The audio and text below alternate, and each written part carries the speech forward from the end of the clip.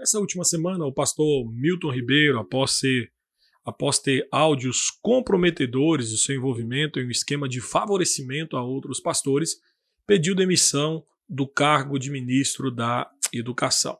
E sempre que casos assim acontecem, vemos um bombardeio de comentários de que pastores não devem se envolver com a política. Mas será que pastores não deveriam se envolver com a política? Estaria esses pastores pecando ao fazer isso? Ou o envolvimento deles é benéfico para a igreja e também para a sociedade? Fique ligado porque no vídeo, Na Lata, Teologia Pastoral Sem Rodeio de hoje, nós abordaremos esse assunto, pastores na política. Mas antes de entrar no nosso vídeo propriamente dito, eu gostaria de pedir a você que não deixe de curtir esse vídeo, não deixe também de comentar esse vídeo, e se você é novo por aqui, eu peço a você que se inscreva em nosso canal, ative o sininho para que você possa receber todos os vídeos que iremos postar aqui. Dito isso, vamos então ao assunto do vídeo de hoje.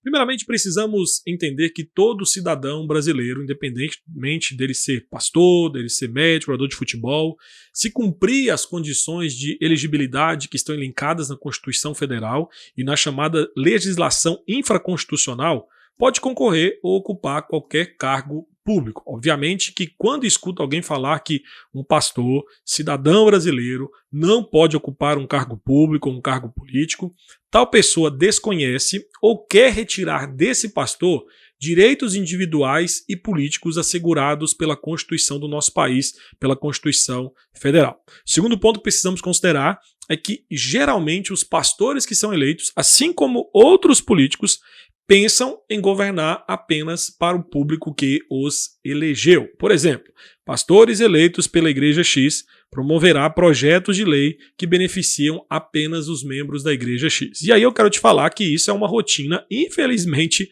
muito clássica em nosso país. Lhe digo isso porque quando você olha, você vai ver também que existem candidatos eleitos defendendo, por exemplo, bandeiras Y.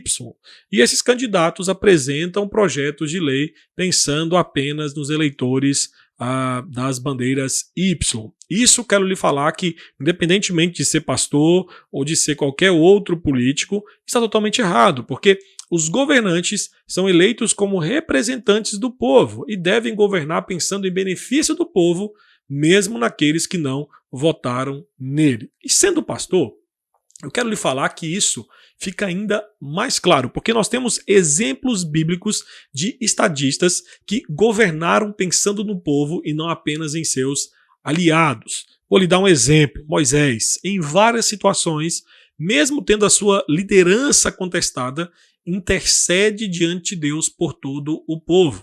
Veja também o exemplo do rei Davi, que, segundo Samuel capítulo 5, vai nos falar que depois de 7 anos governando sobre Judá, nós vamos ver que ele foi conclamado a se tornar rei sobre Israel, ou seja, sobre as 12 tribos de Israel. E quando você olha a história de Davi, você vai ver que o rei Davi não reinou pensando apenas no benefício de Judá, mas pensando no benefício de todo Israel, das 12 tribos de Israel. Logo, qualquer político, ainda mais sendo pastor, se for eleito, deve governar pensando no povo e não apenas nos membros da sua igreja. E nesse aspecto, sendo um pastor, amante da teologia bíblica, o mandamento amar ao próximo como a ti mesmo o levará a se envolver na busca do bem do próximo através do seu mandato, empenhando-se em ter um bom governo e, ao mesmo tempo, uma boa legislação. É verdade que, nesse ponto, e aqui eu quero fazer um breve parêntese, é verdade que, assim como qualquer outro político eleito, ele não é neutro moralmente falando, e sem qualquer cosmovisão, sem qualquer crença. Obviamente que sua cosmovisão, suas crenças fundamentais, aqui no caso de um pastor, uma fé biblicamente orientada o levará a governar a partir das lentes cristãs. Isso é, o evangelho o influenciará no processo político, criando boas leis que protegerão, por exemplo, as crianças do aborto, leis de proteção do casamento e da família. E geralmente, nesse aspecto, qualquer outra cosmovisão é aceita pela mídia. Por exemplo, ninguém reclama quando um candidato ateu, um candidato budista, um candidato a qualquer outra crença que seja dele, pautado por sua cosmovisão, promove uma lei a favor da eutanásia. Isso passa batido. Mas se um pastor promove uma lei contra a eutanásia, logo ele é acusado de ingerência religiosa. Então, sobre esse assunto, nós sempre vemos dois pesos e duas medidas. Às vezes, quando um político, independente da sua crença, promove uma lei baseada na sua crença, ninguém fala nada. Mas quando um pastor, ou até mesmo um cristão qualquer, promove uma lei baseada na sua crença cristã, logo é taxado aí de ingerência religiosa. Entretanto, eu quero ainda destacar um terceiro ponto sobre esse assunto de pastores na política, e eu acredito que esse é o mais problemático de todos, e que em nossa nação, a maioria dos pastores eleitos não estão interessados em governar em favor do povo, estão interessados simplesmente no poder que a política lhes proporciona. Meu querido, a bancada evangélica, formada em sua maioria por pastores, seguem para suas campanhas eleitorais em pleno exercício da vocação ministerial e, em muitos momentos, seguem usando o título de pastor para validar e chancelar as suas candidaturas diante dos seus fiéis. Existem até mesmo aqueles pastores que, em alguns momentos, né, e eu digo isso porque conheço histórias assim, até mesmo na minha família, né, em que os pastores exigiam que os membros da igreja fossem para a rua e fizessem campanhas para eles, já que eles eram candidatos a cargos políticos. Deveriam não apenas fazer campanha, panfletar, como deveriam votar, como deveriam fazer com que outros também, membros da igreja, votassem. Ou seja, os membros eram obrigados a votar no pastor porque o pastor estava simplesmente mandando. E aqui eu quero fazer um questionamento rápido e gostaria que você refletisse comigo. Por que que os pastores,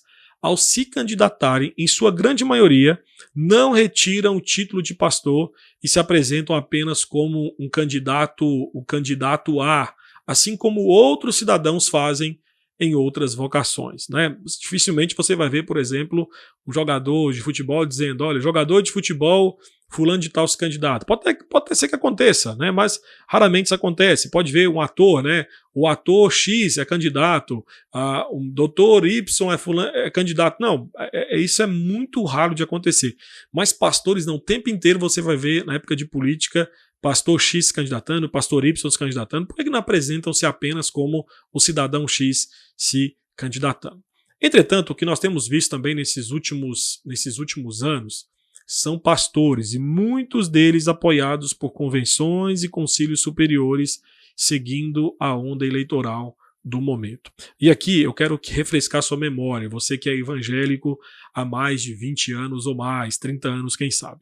Na minha adolescência, eu fui criado numa igreja pentecostal, não era da igreja presbiteriana, era da igreja pentecostal. E eu me lembro muito bem que o PT era visto como o próprio demônio, né? O ex-presidente Lula, né?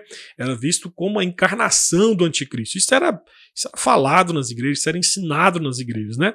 Só que a onda virou. A onda virou porque quando o Lula estava forte politicamente falando, algumas igrejas e pastores mudaram de lado. Aqueles que outrora diziam que o PT, o Lula, era o demônio, começaram a permitir que naquele momento o Lula ou candidatos do PT participassem dos cultos e ao mesmo tempo das reuniões promovidas pela liderança.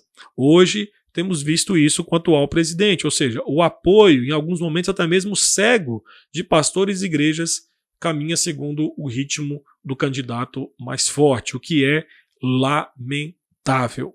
Só que o que nós não paramos para pensar como cristãos é que quando a igreja, principalmente por meio dos seus pastores, dos seus líderes, abraça o governo e caminha ao seu lado por conta de algumas regalias, por conta de lotes, por conta de cargos públicos, por conta de poder, a igreja e esses pastores deixam de ser a voz profética de Deus, acusando a consciência do Estado. Eu fico pensando que alguns pastores políticos nunca farão aquilo que o profeta Natan fez ao confrontar o pecado do rei Davi, porque se esses pastores políticos forem confrontar tais pecados dos governantes, serão envergonhados por causa do seu envolvimento em delitos imorais, até mesmo maiores. Na sociedade, a igreja e principalmente pastores que se elegeram para cargos públicos deve ser uma bússola moral, tanto do governo quanto da sociedade. Porém, não temos visto isso. O que nós temos visto é o mesmo padrão imoral vivenciado por políticos sem qualquer princípio cristão ser seguido também por pastores políticos, né? Se você pegar a história do Brasil, história política, você vai ver que alguns anos atrás pastores orando ao receber a propina, né? Pastores aí se beneficiando com dinheiro, né? O caso aí que eu citei no início aqui do pastor Milton, né? Ele ali beneficiando outros pastores a pedido do presidente, né? Meus irmãos, eu lhe digo com tristeza no coração que esses pastores envergonham a Igreja de Cristo, enfraquecem o testemunho do Evangelho e derramam sobre a Igreja de Cristo aquilo que é oposto a Atos 2.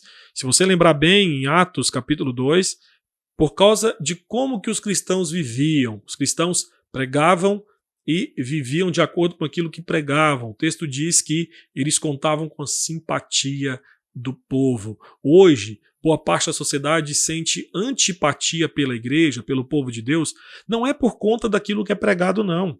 É fato que quando se prega o evangelho de verdade, existe uma certa revolta da sociedade no que diz respeito àquilo que está sendo pregado. Mas quando os cristãos vivem aquilo que pregam, meus queridos, Atos capítulo 2 se manifesta. Então, boa parte da antipatia que o mundo e a sociedade sente pela igreja hoje, eu lhe digo que é por conta daqueles que estão envolvidos na polis, que estão envolvidos naquilo que é a vida pública da sociedade. Logo, eu quero finalizar esse vídeo dizendo o seguinte: olha, eu não creio ser errado um cidadão se candidatar a algum cargo político, independentemente da sua religião. Ele pode ser um budista, ele pode ser um muçulmano, ele pode ser um católico, um protestante, um espírita, independente disso. Como cidadão brasileiro, ele tem direitos garantidos pela Constituição Federal do nosso país a se candidatar. Mas, caso sejam pastores, aqui vai a minha opinião pessoal, que esses pastores peçam licença de suas funções eclesiásticas e, ao mesmo tempo, vivam o evangelho em cada uma de suas decisões e passos políticos. Na realidade, eu creio que Deus vocacionou alguns homens fiéis a Ele para serem bons políticos. Eu também acredito que nós precisamos, como igreja, investir mais nisso, ou seja, ensinar que os cristãos devem sim se envolver na política. Ao mesmo tempo, preparar pessoas, preparar cristãos, preparar não somente no aspecto teológico, mas também no aspecto cultural, né? As pessoas crentes, né, bons crentes, para que eles possam enxergar a política como uma vocação dada por Deus, visando o bem comum do homem. E aqui nós podemos lembrar aqui de políticos, né, que pautados por sua fé cristã realmente influenciaram em muita sociedade. Abraham Kuyper, William Wilberforce, né, foram dois grandes nomes aí, expoentes, né, da história da igreja, que se envolveram na vida pública, se envolveram na política e, de fato, por conta da sua fé cristã, promoveu benefícios para a sociedade. Contudo, se um pastor me perguntasse: Pastor Erley, qual a sua opinião sobre eu me candidatar a algum cargo político? A minha resposta seria simplesmente replicar aquilo que Charles Spurgeon, um dos maiores evangelistas aí do século XIX, dos maiores pregadores da história da igreja, disse ou aconselhou o seu filho sobre esse assunto. E ele disse o seguinte: meu filho, se Deus o chamou para ser pastor, se Deus o chamou para o ministério, não se rebaixe a ponto de ser rei em algum país.